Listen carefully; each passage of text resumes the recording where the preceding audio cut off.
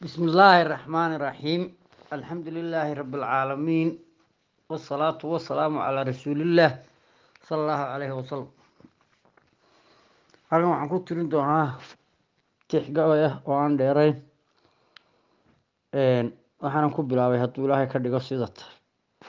Caada gabayga waayadan ma tirin, cimiladiisii ma cirbixinin, maansooyinkan caanka ku ahaaye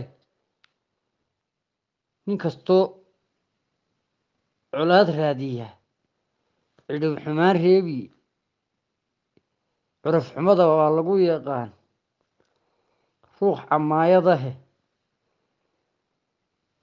tolku waa isku ciiraa oo haddana nabad cilaanshahay.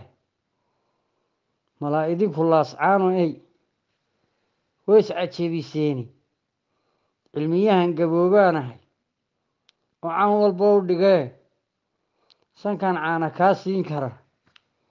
ha isku kay carinni cududiisiyaad iyo adoo ciidan badan haysta, raggii horeba kuu caydhsan jiray ha ugu dhicin ceele. cayayaanka lama buufiyo oo ceeshkii wuu qabanne, nafsigaa ku soo celinayee ha iscalaamadinne.